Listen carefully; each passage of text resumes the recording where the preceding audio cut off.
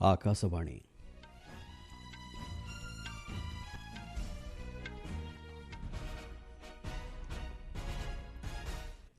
संवाद पढ़ुछन्ते चंदन घोष। मुख्य संवाद। भारत और इस्राएल रणनीतिक भागीदारी को अधिक सशक्त करने नहीं प्रतिबद्धता दोहराइले उभय देशर प्रधानमंत्री। चलित आर्थिक वर्ष में देशर वास्तव जीडीपी हार 7.4% अभिवृद्धि आकलन। व्यावसायिक जैव पिचु उत्पादन करिबारे विश्वर प्रथम राष्ट्र है भारत। बिटुमिनस कंक्रीट बिछाइबारे 2टी विश्व रेकर्ड हासिल कला जातीय राजपथ प्राधिकरण। छत्तीसगढ़ सुकमा जिले में 7 महिला समेत 26 माओवादी आत्मसमर्पण एवं मलेशिया ओपन बैडमिंटन टूर्नामेंटर महिला सिंगल्स और पुरुष डबल्स वर्ग में भारतीय खेलाड़ी सफलता। भारत और इस्राएल रणनीतिक भागीदारी को अधिक सशक्त करने उद्देश्य उभय देशर प्रधानमंत्री आज फोन जोगे आलोचना करिसेंति। गणतांत्रिक मूल्यबोध, आपस विश्वास एवं दूरदृष्टि संपन्न सामग्रिक विकास को दृष्टि रखी एही भागीदारी को किभली अधिक सशक्त करा जाय परिबो से संपर्क में प्रधानमंत्री नरेंद्र मोदी तांकर इस्राएल प्रतिपक्ष बेंजामिन नेतन्याहुଙ୍କ सह मत विनिमय करिसेंति। समस्त प्रकार सन्त्रासवाद कार्यकलाप प्रति उभय देश शून्य सहनशीलता नीति कार्यकारी करने सहित यह विरोध में लड़े जारी रखा दिगरे दुई नेता निज निजर प्रतिबद्धता दोहराइछन्ति। এই অবসରରେ ଦୁଇ ପ୍ରଧାନମନ୍ତ୍ରୀ ଇଂରାଜୀ ନବବର୍ଷର शुभेच्छा आदान प्रदान କରିବା ସହିତ ଉଭୟ ଦେଶବାସୀଙ୍କର ଶାନ୍ତି ଓ ସମୃଦ୍ଧି କାମନା କରିଛନ୍ତି। 2025-26 आर्थिक वर्षରେ ବାସ୍ତବ ମୋଟ ଘରୋଇ ଉତ୍ପାଦ जीडीपी 7.4% अभिवृद्धि हासिल करने नहीं आकलन कराଯାଇଛି। गत आर्थिक वर्षରେ ଏହି ହାର 6.5% थिला। मिलिथिबा रिपोर्ट अनुଯାयी चलित आर्थिक वर्ष में वास्तव जीडीपी 201 लाख कोटी टंका स्तर में पहुंचबार आकलन करा जायथिबा बेले 2024-25 आर्थिक वर्ष में यह आकलन 187 लाख कोटी टंकार ऊर्ध्व रहिथिला।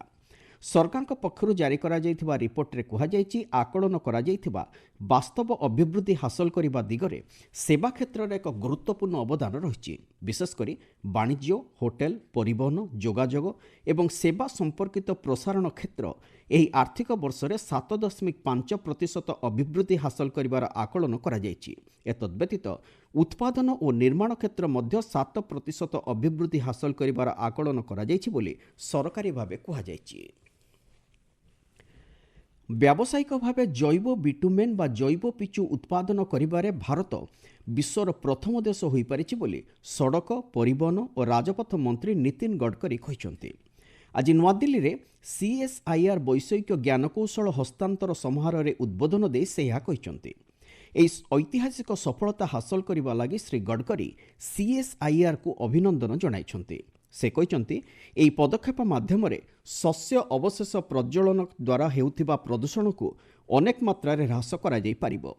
विकसित भारत 2047 को सफल करने दिगरे जैव बिटुमेन एक गुरुत्वपूर्ण पदक्षेप बोली केंद्र मंत्री कहते। और ये रिसर्च जो है ये अगर होगा तो स्वाभाविक रूप से वहाँ का जीवन भी सस्टेनेबल डेवलपमेंट के साथ अच्छी तरीके से आगे जाएगा, जिससे डोमेस्टिक हैप्पी ह्यूमन इंडेक्स बढ़ेगा।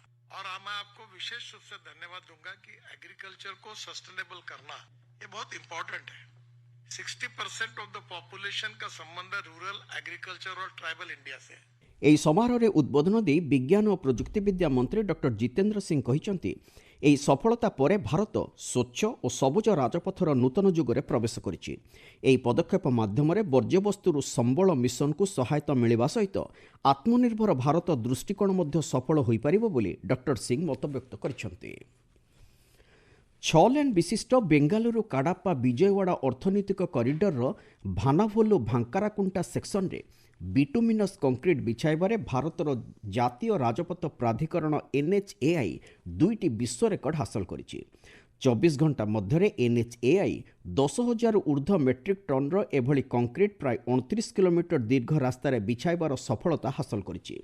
सामाजिक गणमाध्यम पोस्टरे एनएचएआई कहिछि 334 किलोमीटर दैर्घ्य विशिष्ट बेंगालुरु काडप्पा विजयवाड़ा अर्थनैतिक कॉरिडोर माध्यम कर्नाटक और आंध्र प्रदेश मध्य आंतरराज्य संयोगीकरण अधिक सशक्त हो पारिबो। ଦୁଇ ରାଜ୍ୟ ମଧ୍ୟରେ ବାଣିଜ୍ୟ ପର୍ଯ୍ୟଟନ ଆଞ୍ଚଳିକ ଅର୍ଥନୈତିକ ଅଭିବୃଦ୍ଧି ତ୍ୱରାନ୍ୱିତ କରାଯାଇପାରିବ। ଦେଶରେ ବିଶ୍ୱସ୍ତରୀୟ ଜାତୀୟ ରାଜପଥ ଭିତ୍ତିଭୂମି ବିକାଶ କରିବା ସହିତ ଏ କ୍ଷେତ୍ରରେ ନିଜର କ୍ଷମତା ବୃଦ୍ଧି କରିବା ଦିଗରେ ସରକାରଙ୍କ ପ୍ରତିବଦ୍ଧତା ଏହାଦ୍ୱାରା ପ୍ରତିଫଳିତ ହେଉଛି ବୋଲି ଏହି ପୋଷ୍ଟରେ କୁହାଯାଇଛି। ଆପଣମାନେ ସମ୍ବାଦ ଶୁଣୁଛନ୍ତି ଆକାଶବାଣୀରୁ। ବାଣିଜ୍ୟ ଓ ଶିଳ୍ପ ମନ୍ତ୍ରୀ ପୀୟୂଷ ଗୋୟଲ ଆସନ୍ତାକାଲିଠାରୁ ଦୁଇଦିନିଆ ବ୍ରସେଲ୍ସ ଗସ୍ତରେ ଯିବେ। ଏ ସମ୍ପର୍କରେ ସୂଚନା ଦେଇ ବାଣିଜ୍ୟ ଓ ଶିଳ୍ପ ମନ୍ତ୍ରଣାଳୟ କହିଛି, ନୂଆଦିଲ୍ଲୀ ଏବଂ ବ୍ରସେଲ୍ସ ମଧ୍ୟରେ ଦୃଢ଼ କୂଟନୈତିକ ଏବଂ ରଣନୈତିକ ସମ୍ପର୍କକୁ ଶ୍ରୀ ଗୋୟଲଙ୍କ ଏହି ଗସ୍ତ ଗୁରୁତ୍ୱ ପ୍ରଦାନ କରୁଛି।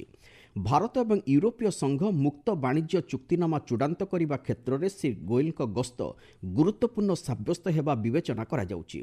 ଗସ୍ତ ଅବସରରେ ଶ୍ରୀ ଗୋୟଲ ୟୁରୋପୀୟ ସଂଘର ବାଣିଜ୍ୟ ଓ ଅର୍ଥନୈତିକ ସୁରକ୍ଷା କମିଶନ ମାରୋସେଫ କୋଭିଙ୍କ ସହ ସାକ୍ଷାତ ଆଲୋଚନା କରିବାର କାର୍ଯ୍ୟସୂଚୀ ରହିଛି।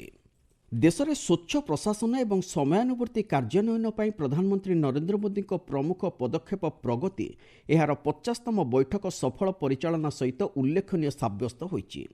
2015ରେ ପ୍ରଧାନମନ୍ତ୍ରୀଙ୍କ ଦ୍ୱାରା ଏହାର ଶୁଭାରମ୍ଭ ହେବା ପରଠାରୁ ପ୍ରଧାନମନ୍ତ୍ରୀ ସ୍ତରୀୟ ସମୀକ୍ଷା ମାଧ୍ୟମରେ ପ୍ରମୁଖ ଭିତ୍ତିଭୂମି ପ୍ରକଳ୍ପ ଏବଂ ଜନସାଧାରଣଙ୍କ ଅଭିଯୋଗର ସମୟୋପଯୋଗୀ ସମାଧାନକୁ ଏହା ସଫଳ କରିପାରିଛି।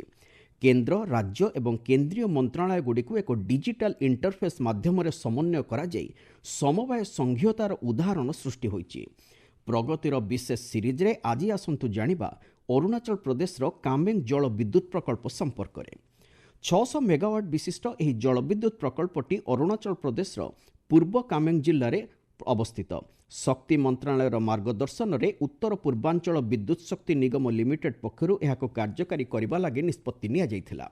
ତେବେ ପରିବେଶଗତ ମଞ୍ଜୁରୀ ତଥା ଅନ୍ୟ କେତେକ କାରଣରୁ ଏହାର କାର୍ଯ୍ୟକାରିତାରେ ବିଳମ୍ବ ଦେଖାଦେଇଥିଲା। 2015 ଜୁନ୍ 24ରେ ଅନୁଷ୍ଠିତ ପ୍ରଗତି ବୈଠକରେ ପ୍ରଧାନମନ୍ତ୍ରୀ ଶ୍ରୀ ମୋଦି ଏହି ପ୍ରକଳ୍ପ ସମ୍ପର୍କରେ ସମୀକ୍ଷା କରିଥିଲେ। ବୈଠକରେ ପ୍ରଧାନମନ୍ତ୍ରୀ ଏହି ପ୍ରକଳ୍ପକୁ ସମ୍ପନ୍ନ କରିବା ଦିଗରେ ତ୍ୱରିତ ପଦକ୍ଷେପ ନେବା ସହିତ ଯଥାଶୀଘ୍ର କାର୍ଯ୍ୟକାରୀ କରିବା ଲାଗି ଶକ୍ତି ମନ୍ତ୍ରଣାଳୟକୁ ନିର୍ଦ୍ଦେଶ ଦେଇଥିଲେ। 8,458 କୋଟିରୁ ଉର୍ଦ୍ଧ୍ୱ ଟଙ୍କା ବ୍ୟୟ ଅଟକଳରେ ଏହି କାମେଙ୍ଗ ଜଳବିଦ୍ୟୁତ୍ ପ୍ରକଳ୍ପ 2021 ମସିହା ଫେବୃଆରୀ 10 ତାରିଖରେ କାର୍ଯ୍ୟକ୍ଷମ ହୋଇଥିଲା। ଏହି ପ୍ରକଳ୍ପ ଦ୍ୱାରା ଅରୁଣାଚଳ ପ୍ରଦେଶ ଶକ୍ତି କ୍ଷେତ୍ରରେ ଆତ୍ମନିର୍ଭର ହେବା ସହିତ ଏକ ବଳକା ଶକ୍ତି ରାଜ୍ୟ ଭାବେ ଉଭା ହୋଇଛି। ଗଣତନ୍ତ୍ର ଏବଂ ନିର୍ବାଚନ ପରିଚାଳନା ସମ୍ପର୍କିତ ଭାରତ ଆନ୍ତର୍ଜାତିକ ସମ୍ମିଳନୀ IICDEM 2026 ଆସନ୍ତା 21 ତାରିଖରୁ ନୂଆଦିଲ୍ଲୀର ଭାରତ ମଣ୍ଡପମରେ ଆରମ୍ଭ ହେବ। ଭାରତ ଆନ୍ତର୍ଜାତିକ ଗଣତନ୍ତ୍ର ଓ ନିର୍ବାଚନ ପରିଚାଳନା ପ୍ରତିଷ୍ଠାନ IIIDEM, ଭାରତର ନିର୍ବାଚନ ଆୟୋଗ ଏବଂ ଗଣତନ୍ତ୍ର ଓ ନିର୍ବାଚନ ସହାୟତା ଆନ୍ତର୍ଜାତିକ ପ୍ରତିଷ୍ଠାନର ମିଳିତ ଉଦ୍ୟମରେ ଏହି 3 ଦିନିଆ ସମ୍ମିଳନୀ ଆୟୋଜିତ ହେଉଛି। ଆଜି ନୂଆଦିଲ୍ଲୀରେ ଗଣମାଧ୍ୟମକୁ ଏ ସମ୍ପର୍କରେ ସୂଚନା ଦେଇ IIIDEMର ମହାନିର୍ଦ୍ଦେଶକ ରାକେଶ ବର୍ମା କହିଛନ୍ତି, ଏହି ସମ୍ମିଳନୀର ବିଷୟବସ୍ତୁ ରହିଛି ସମାବେଶୀ, ସ୍ଥାୟୀ, ସକ୍ରିୟ ଏବଂ ଶାନ୍ତିପୂର୍ଣ୍ଣ ବିଷୟ ଲାଗି ଗଣତନ୍ତ୍ର। ଏହି ଅବସରରେ ଶ୍ରୀ ବର୍ମା IICDEM 2026ର ଲୋଗୋ ଉନ୍ମୋଚନ କରିଛନ୍ତି। ଶ୍ରୀ ବର୍ମା ଆକାଶବାଣୀ ସମ୍ବାଦକୁ ଏକ ସ୍ୱତନ୍ତ୍ର ସାକ୍ଷାତକାର ଦେଇ କହିଛନ୍ତି, ଏହି ସମ୍ମିଳନୀ ନିର୍ବାଚନ ପରିଚାଳନା ପ୍ରତିଷ୍ଠାନଗୁଡ଼ିକ ଲାଗି ଅନେକ ଗୁରୁତ୍ୱପୂର୍ଣ୍ଣ ସାବ୍ୟସ୍ତ ହେବ। ये 3 दिन की कॉन्फ्रेंस इलेक्शन मैनेजमेंट बॉडीज के लिए बहुत महत्वपूर्ण कॉन्फ्रेंस है और ये इलेक्शन कमीशन ऑफ इंडिया और IIIDEM यहाँ पे भारत मंडपम में ऑर्गेनाइज कर रहे हैं। इस 3 दिन की कॉन्फ्रेंस में इलेक्शन मैनेजमेंट से जुड़े हुए सारे ही पहलू, जो इलेक्टोरल प्रोसेसेस हैं, जो सिस्टम्स हैं, जो चैलेंजेस हैं, जो सोल्यूशंस हैं, उन पे डिस्कशन होगा और डिस्कशन के अलावा जो बेस्ट प्रैक्टिसेस हैं वो शेयर की जाएंगी ताकि एक दूसरे से हम लोग सीख सकें और एक साथ में बैठ के उनके जो चैलेंजेस हैं उनके सोल्यूशंस भी निकाले जा सकें। ଛତିଶଗଡ଼ର ସୁକମା ଜିଲ୍ଲାରେ 7 ମହିଳାଙ୍କ ସମେତ 26 ଜଣ ମାଓବାଦୀ ଆତ୍ମସମର୍ପଣ କରିଛନ୍ତି। ସେମାନଙ୍କ ମଧ୍ୟରୁ 13 ଜଣଙ୍କ ଲାଗି 65 ଲକ୍ଷ ଟଙ୍କାର ପୁରସ୍କାର ରାଶି ଘୋଷଣା କରାଯାଇଥିଲା। ଏ ସମ୍ପର୍କରେ ଆରକ୍ଷୀ ଅଧୀକ୍ଷକ କିରଣ ଚୌହାନ କହିଛନ୍ତି, ଆନ୍ଧ୍ର ଓଡ଼ିଶା ସୀମାବର୍ତ୍ତୀ ଅଞ୍ଚଳରେ ଘଟିଥିବା ଅନେକ ହିଂସାତ୍ମକ କାର୍ଯ୍ୟକଳାପରେ ଏହି ମାଓବାଦୀଙ୍କର ସମ୍ପୃକ୍ତି ରହିଥିଲା। ସରକାରଙ୍କ ଯୋଜନା ଅନୁଯାୟୀ ଆତ୍ମସମର୍ପଣ କରିଥିବା ପ୍ରତ୍ୟେକ ମାଓବାଦୀଙ୍କୁ 50,000 ଟଙ୍କା ଲେଖାଏଁ ଆର୍ଥିକ ସହାୟତା ଯୋଗାଇ ଦିଆଯାଇଛି ବୋଲି ଏସ୍ପି କହିଛନ୍ତି। ଭାରତୀୟ ବ୍ୟାଡମିଣ୍ଟନ ଖେଳାଳି PV Sindhu Malaysia open super 1000 ଟୁର୍ଣ୍ଣାମେଣ୍ଟର ମହିଳା ସିଙ୍ଗଲ୍ସ ବର୍ଗର ଦ୍ୱିତୀୟ ପର୍ଯ୍ୟାୟରେ ପ୍ରବେଶ କରିଛନ୍ତି। ସେ ଚାଇନିଜ୍ ତାଇପେଇର ସୁଙ୍ଗ ସୁଓ ୟୁନ୍ଙ୍କୁ 21-13, 22-20ରେ ପରାସ୍ତ କରିଛନ୍ତି। ପୁରୁଷ ଡବଲ୍ସ ବର୍ଗରେ ଭାରତୀୟ ଯୋଡ଼ି ସାତ୍ୱିକ ସାଇରାଜ ରାଙ୍କିରେଡ୍ଡି ଓ ଚିରାଗ ସେଟ୍ଟି ପ୍ରି କ୍ୱାର୍ଟର ଫାଇନାଲରେ ପ୍ରବେଶ କରିଛନ୍ତି। ମୁଖ୍ୟ ସମ୍ବାଦଗୁଡ଼ିକ ପୁଣି ଥରେ। ଭାରତ ଓ ଇସ୍ରାଏଲ ରଣନୈତିକ ଭାଗିଦାରୀକୁ ଅଧିକ ସଶକ୍ତ କରିବା ନେଇ ପ୍ରତିବଦ୍ଧତା ଦୋହରାଇଲେ ଉଭୟ ଦେଶର ପ୍ରଧାନମନ୍ତ୍ରୀ। चलित आर्थिक वर्ष में देशर वास्तव जीडीपी हार 7.4% अभिवृद्धि आकलन एवं व्यावसायिक जैव पिचु उत्पादन करिबारे विश्वर प्रथम राष्ट्र है भारत। संवाद शेष है।